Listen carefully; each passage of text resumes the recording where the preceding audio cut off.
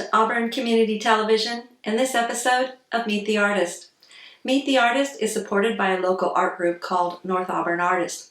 It is designed to introduce artists in our local community. Our guest artist today is Gay Jegers. I'm so thrilled about talking with her today because her artwork is filled with color and broad strokes. She's an abstract artist, and that always is of interest to me. I'm particularly interested in her journey that she has made as she's moved through the various stages of her artwork and to talk about her artwork. But the most exciting thing about seeing Gay today is she's going to give us a demonstration. Gay, please come on in. I first met you, I think a couple of years ago. Yeah. And I was going through the Placer Art Studio tour guide because I was looking for artists that I could put up artwork at Tango Frozen Yogurt. And I looked at this tiny little picture of a piece of your work and I fell in love with it. And so I was so pleased when I contacted you and you're just like, oh, absolutely, I would love to show. And so I have been one of your fans ever since.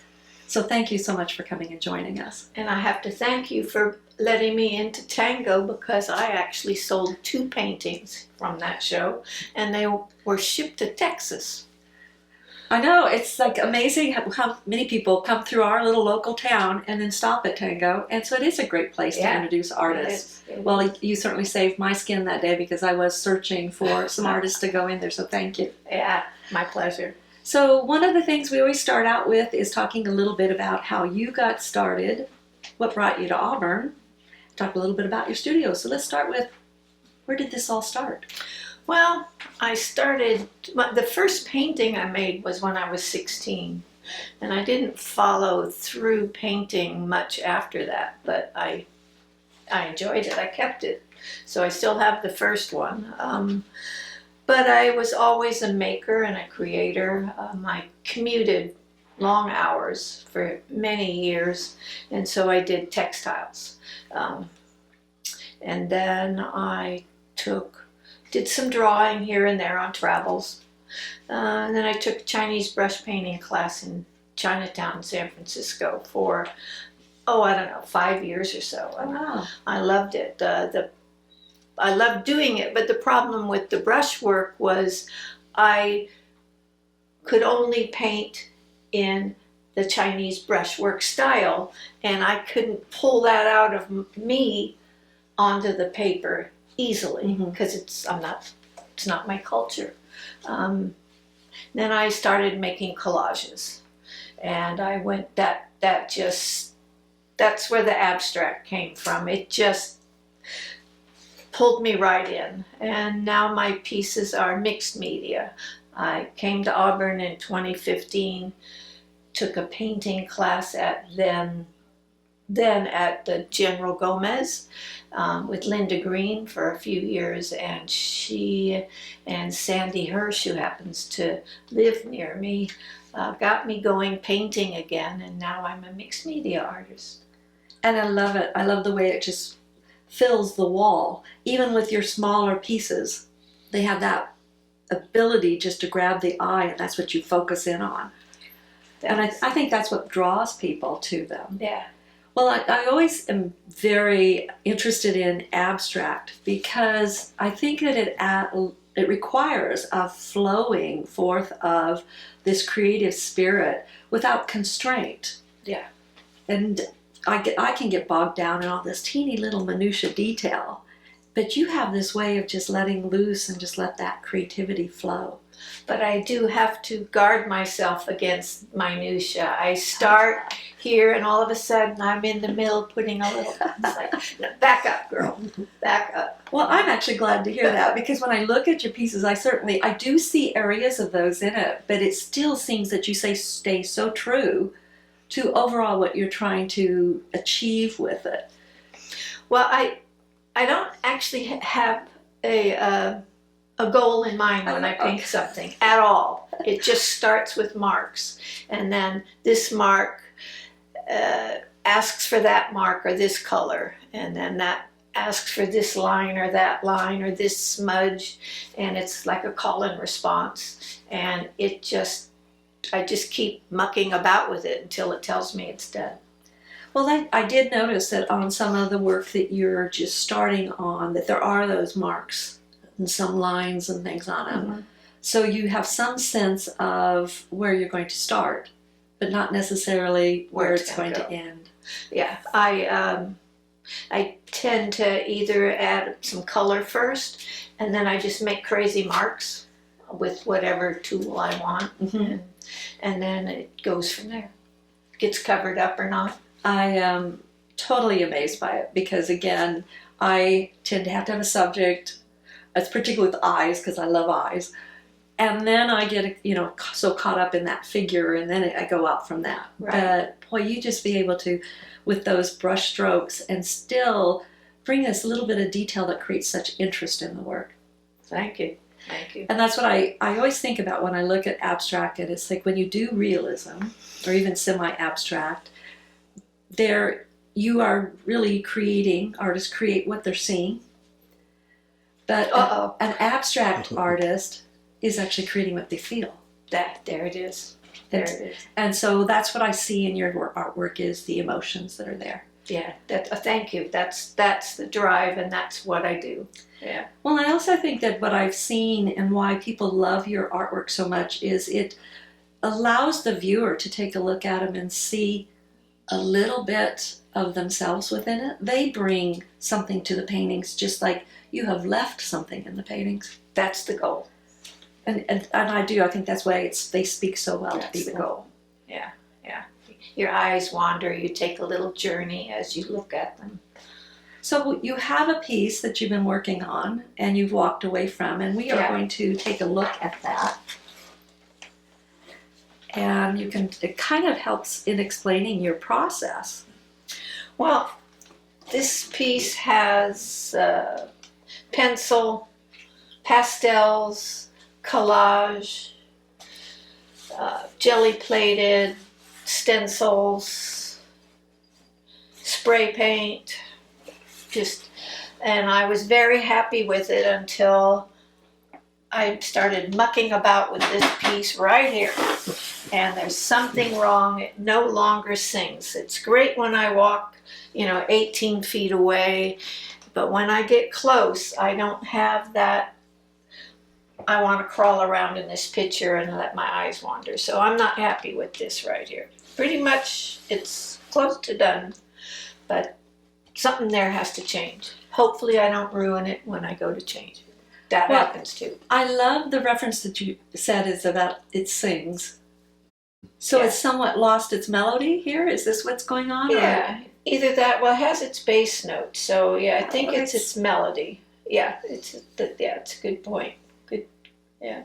I love that. So it's not only what is you're feeling inside, it's this song that is being sung through your fingertips. And it has to, even though it's asymmetrical, but it has to balance in its oddness, and I don't know, just not happy with right there. And then when I look at it with the detail, with up close, there's lots that I like, and then over here it got messy.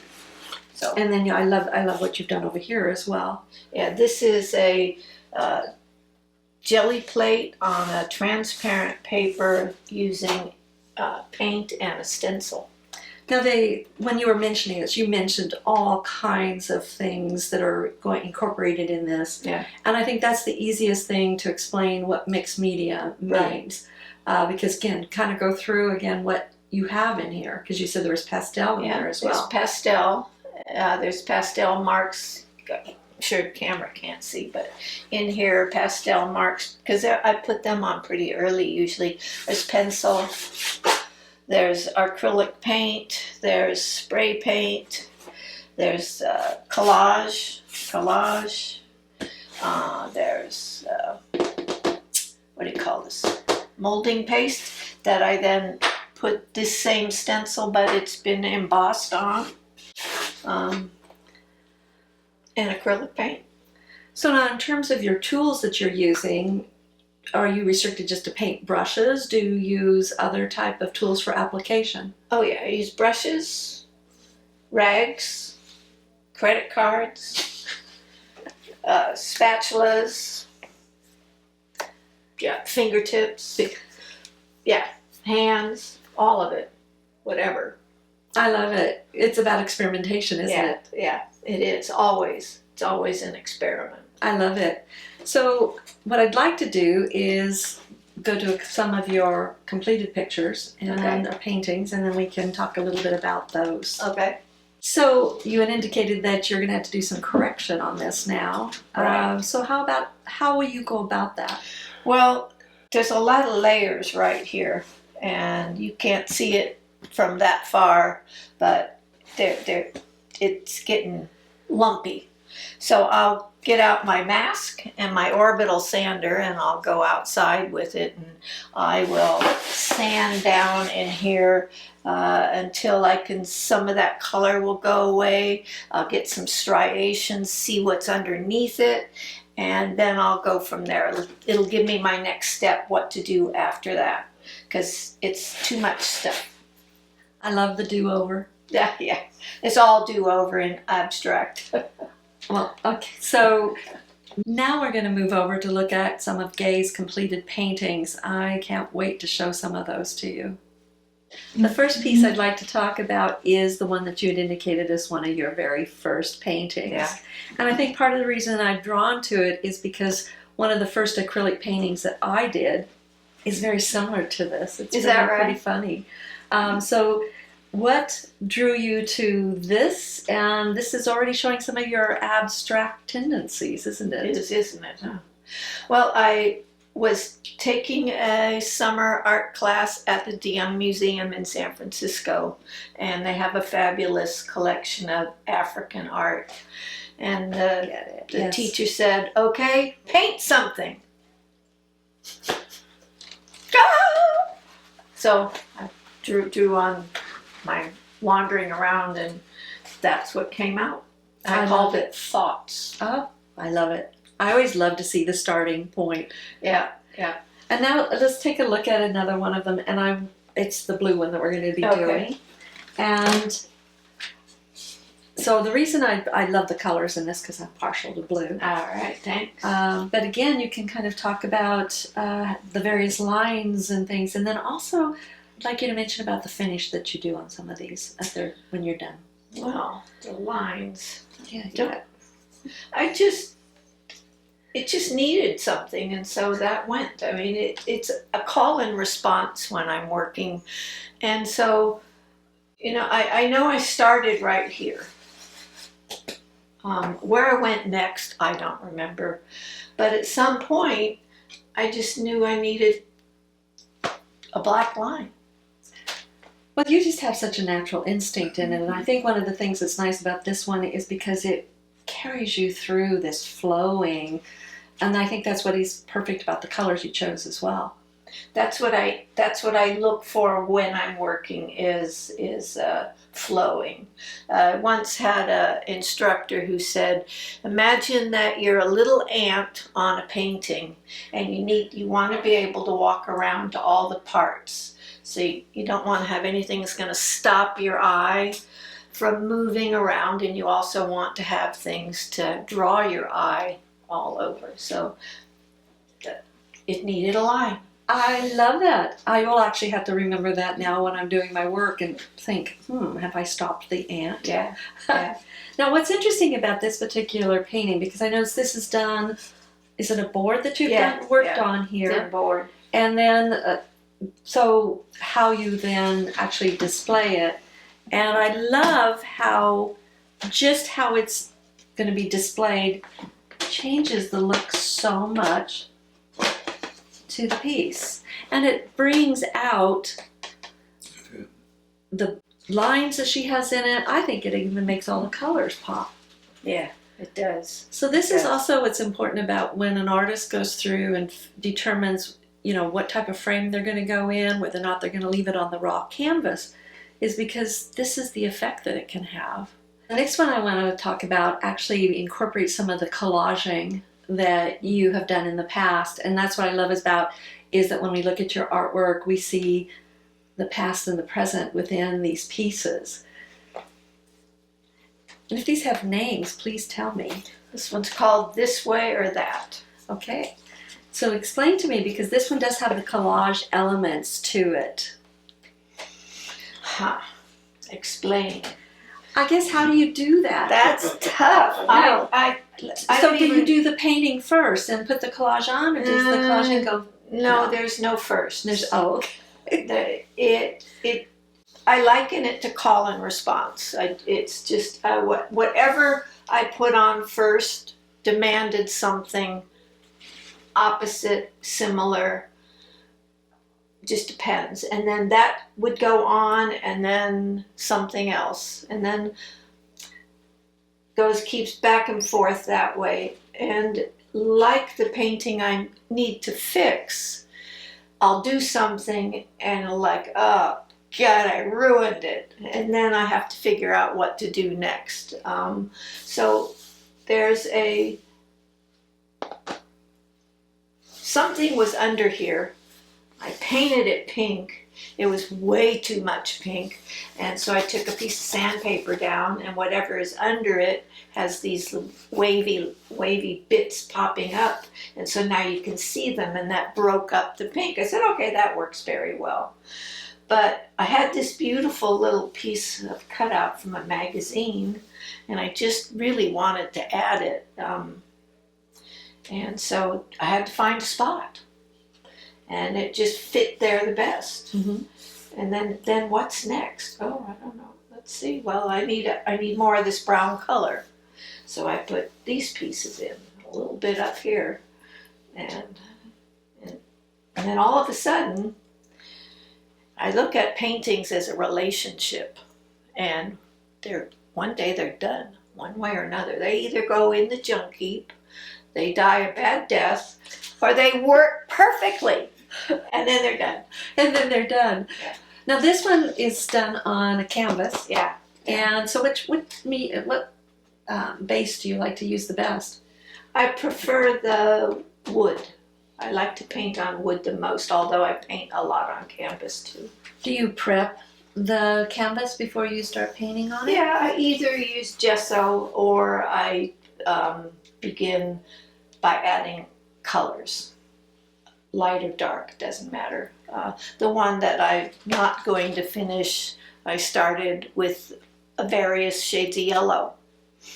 You know, this one was probably just gesso, and then lines and scribbling. And now I noticed too that all of these paintings, the finish on them has kind of a luster to it. How do you achieve that? well, I put an isolation coat on. And then I varnish them so that they become a UV, because the collage pieces will fade in light if they're not protected. So then I use a varnish that's a UV protection. Well, that in and of itself brings a different element to it as well. Right. I like that finished look that you have on your work. Yeah. Thank you. Well, now the next step is actually my favorite in the programs, and this is when we're going to have a demonstration. And again, I appreciate the fact that you're going to do that for us today, and I understand you're going to start out with something new. Yeah, I am. I'm just beginning to prep the canvas, and I need to cut because I have to get my apron because I do not want. Next step is the demonstration, so I will let Gay go to her painting and show you how she does this. And be forewarned, this won't be a finished product. I will also note the apron. Yes. I think we're outside the splatter zone. Yeah, you are, definitely.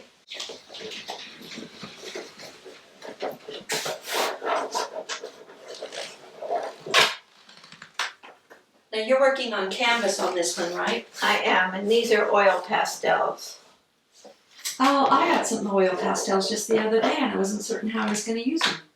The acrylic paint, sometimes if I don't have too many layers, you can see the pastel through it because it's oily, it won't stick to it. Doesn't always happen though. Pink, I want pink. Can you tell? Pink. You're in a pink mood. Okay. We will dedicate this to your art show. Oh, wow. Okay. And it's June 24. Good enough. All right, what do I want to do? I don't know. We'll see. This reminds me of something that my daughter-in-law did. She had my grandson, who was 2, take a canvas and just do a lot of scribbles on it, and then send it to me and said, "Okay, now make a painting." Now it's your turn, huh? Yes. So it ended up being a really nice collaboration. So what are you painting with? Are these acrylic paints? These are acrylic paints, yes. I tend to use golden products. Mhm. And in summer, I tend to use this one because it takes longer to dry. This room gets quite hot. And acrylics dry fast. Now you use the oil pastel, but now you're using acrylic, and those two actually work well together in terms of adhesion and stuff? Yeah, because you can see through it. Oh. Well, not all the paint, but with this particular color, the oil pastel will come through because it's not adhering to it.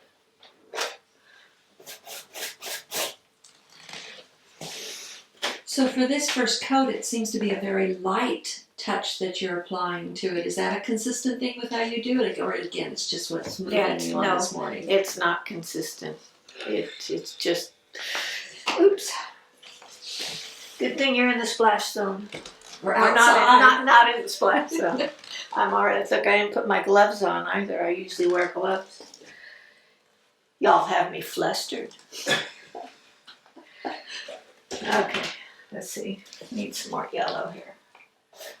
Here. Yeah. Yeah. I tend to use, I use 3 water buckets. I wipe off the bulk of my paint like on a rag. I have a dirty water where I get the most of it out. And then in between, get it clearer. And then a fresh clear water. Tomorrow, the dirty water will end up in recycle. I let it in summer go up and evaporate. Then the middle one is tomorrow's dirty, and the white one is the middle one. So I always have, I think I have less impact on the environment that way with the plastic, because it is plastic. That is unfortunate, but I also love the way it paints and how fast it dries. I never even thought about that element of it, because I always just use the pastels. Oh wow, look at that.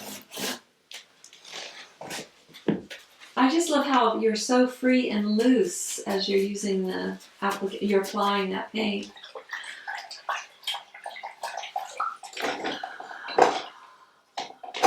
I think I need to come and spend a day with you and just paint. You are welcome anytime. Painting with friends is fun. It does get hot in here though, and paint does dry fast, so. But I know, I want this pale blue.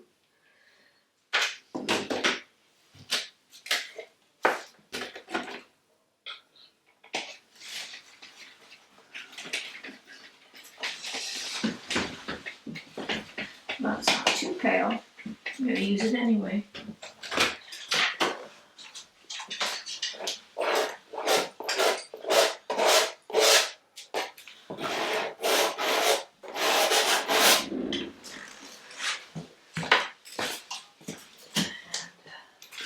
One of the things I like to do with my colors is take some of the clean water and a paper towel or a rag, and then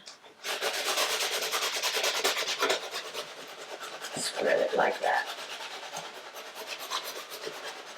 Keep a defined edge and then loosen it up.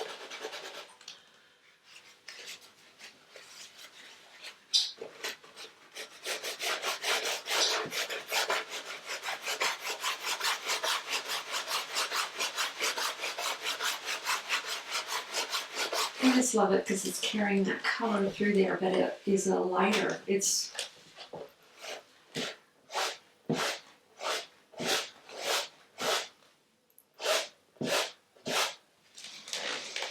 there. Oh, let's try a new color. so the drawing of the lines and stuff you put on the piece aren't defining where you're putting the paint. They just start. It's a start.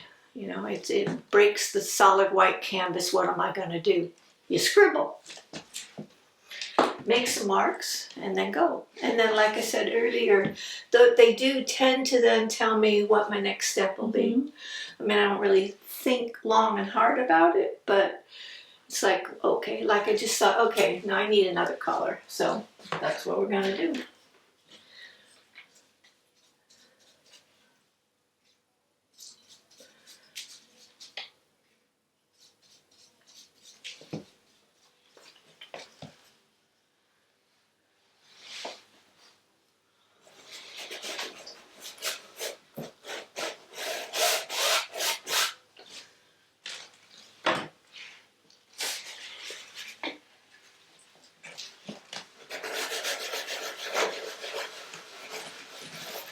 Remember I told you about the ant? That line was stopping that ant from crossing. Oh, get it. Okay. What do we want now? Oh, I know. Neutral. I also like the way it kind of like just kind of gives you a direction, but it still allows you the freedom of going where you want to go. Oh, you're almost empty. All right, we'll use this one.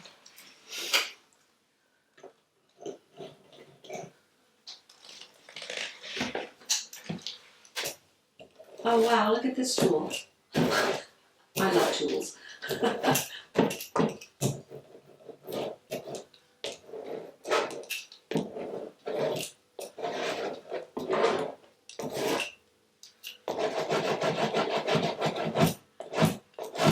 So given the way that you do this work, I'm assuming that how you're feeling for the day actually impacts what your work is doing for the I day. think so.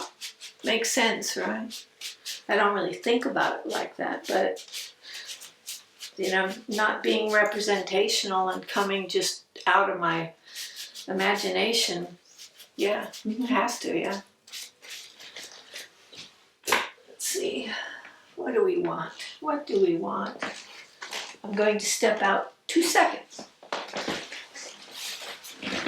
1, 2.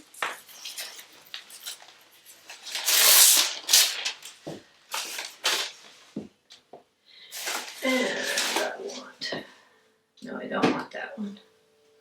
I guess we'll go back with you. Yeah.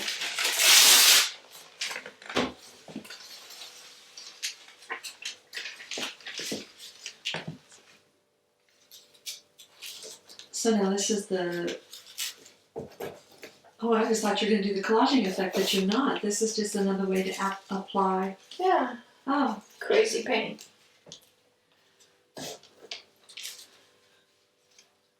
I think anything in your room is fair game in terms of using it as your It is. paintbrush. It is. It is.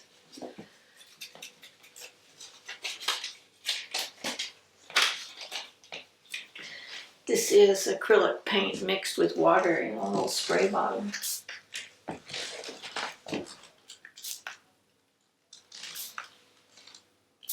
And that's hence why my walls look like they do. I like it because it says an artist lives here.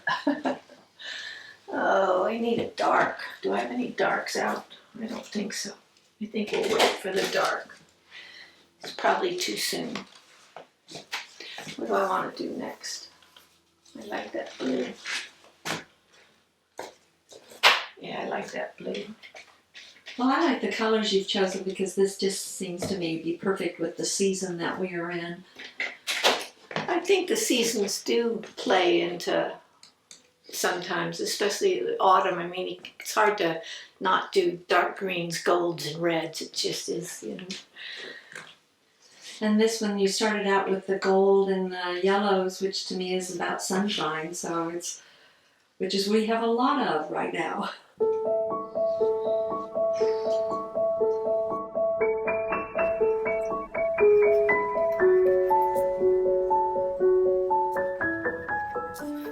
You know, as I'm watching you, I'm just realizing that you are demonstrating a risk taker. It is so daring to take something that you're working on and say, oh, now I'm going to give this a try. Hence the one we first showed you that I have to sand down. Well, you know, as long as you know how you can go back and take care of it. Yeah, sometimes, you know, they become unsavable. I have a stack of them, but goodness knows what will happen to them. I don't. I cannot rectify, satisfy, transmorgify. But they keep their faces to the wall. What do you want? What do you want in there, Lucinda?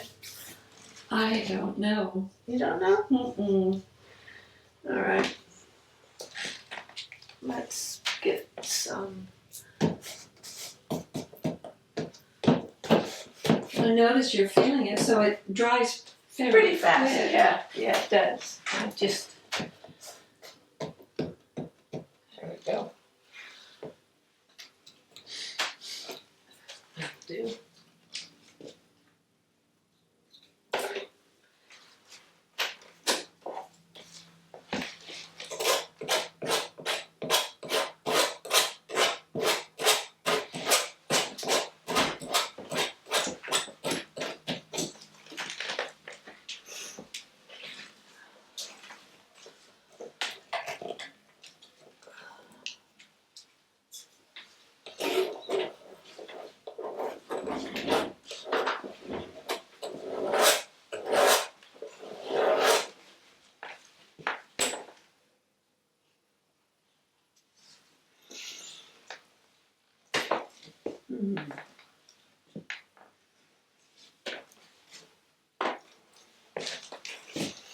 So how much time does it usually take for you to complete a piece? You know, it just depends. Although I think that begs the question of is how do you know when something is complete? Yeah. Well, I look at a painting like a relationship. I think I already said that once. I just I keep wanting to play with it until all of a sudden it says, you know, I'm tired. Not tired, but I'm done. We're good. Had a nice time. Thanks a lot. You know. And that has to mean that I think it's balanced, that it flows, that there's nothing that catches my eye that's a glare. Mm-hmm. So some go fast, and others take a long time. The blue one that we put in the frame, that happened in an hour and a half or two. But there's two others on the table that have already got that plus, and I'm not satisfied with them. And then maybe I'll get out that orbital sander, who knows. One time a guy gave me an etching that actually was from a gravestone, and it said she had done all that she could. So when you're explaining this process and how you know when it's ending, it's kind of That's it. I think that's perfect for your process. That's it. Yeah. You're gonna have to tell me that again so I can write it down, because memories aren't what they used to be, right? Oh, we could use some white. Yes, we could. I think I want it. I'm gonna put it on this spatula. Actually, I think I'm gonna put it on a credit card. Excuse me a half a minute? Well, less. There we go. I use old credit cards. I want some white.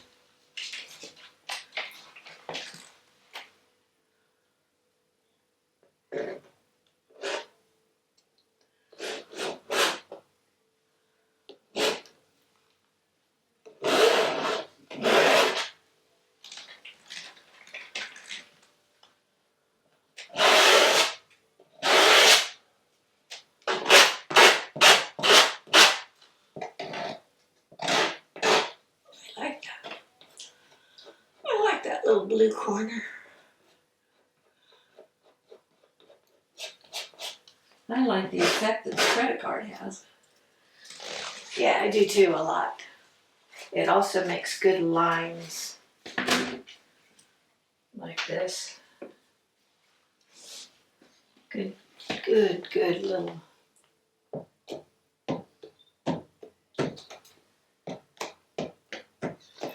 Nice little lines. Mm-hmm. I like that too.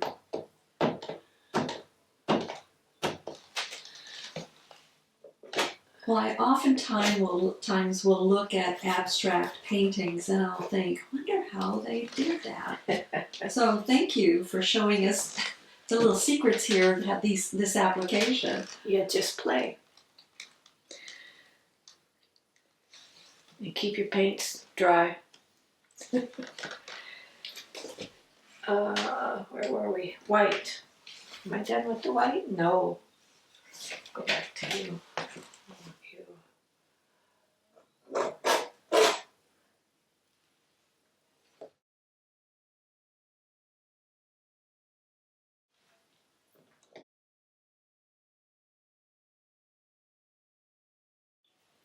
Where are you?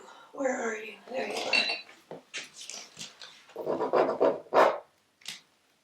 So how much time do you spend in your studio? It does depend. I think I max out at about 4 hours. And I have to have multiple pieces, otherwise I start doing, as you mentioned earlier, getting too detailed. Mm-hmm. But the average is more like 2, I think, 1.5 or 2. As I love to cook. I love my home. I like to exercise, go walking, hang out with my husband, family. So everything, it doesn't have to be my livelihood.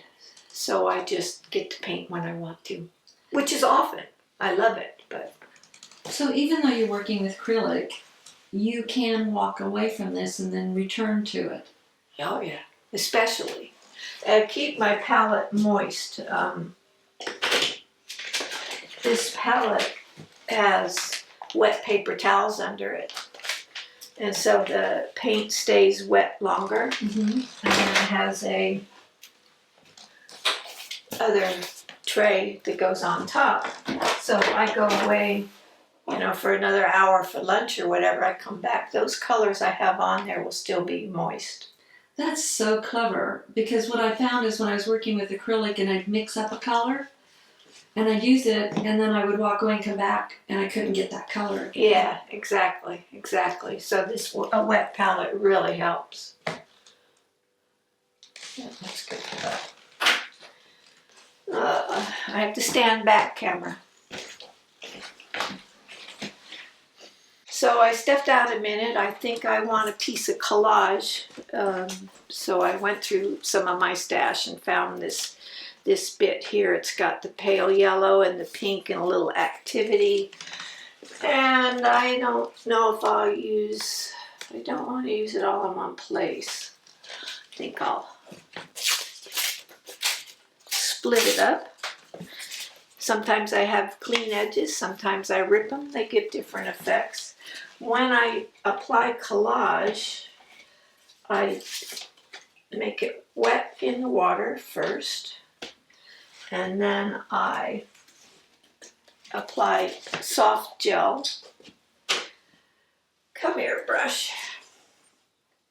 I'm not sure why it works as well as it does, but collage on top of paintings tend to buckle, or they can, and if I put the water and then the gel gloss, which is the glue,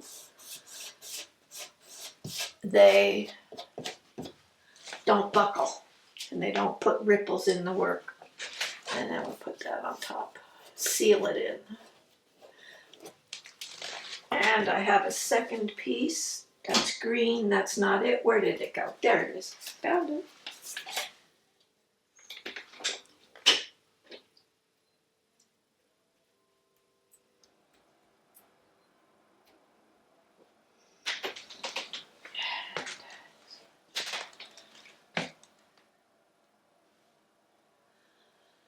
do I want it? No, not there. Not there. I think it's got to go here. It's got to live here. Oops, 2 pieces. What do you know? Solves that problem. Now, once you go through this process, if you want to remove it, how does it remove? It doesn't. I've just sealed it in with acrylic. It's like your credit cards, you know. But if I really, right now I could scrape it because it's not dry. Mm-hmm.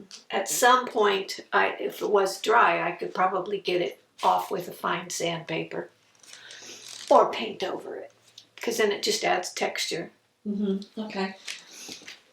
Which is all in my work as well, because I paint over things so much. Well, I like the fact that you recycle. I try. I try. Well, I don't know what to do next. Let's see. Where's that pencil? Nope, that's a knife. That won't do it. I like this pencil. Let's go back in here.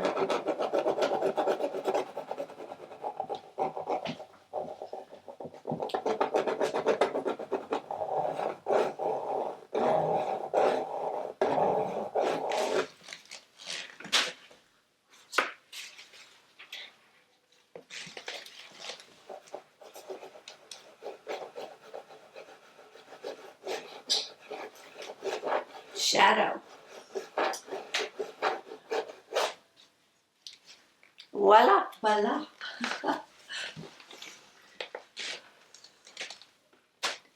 I don't know.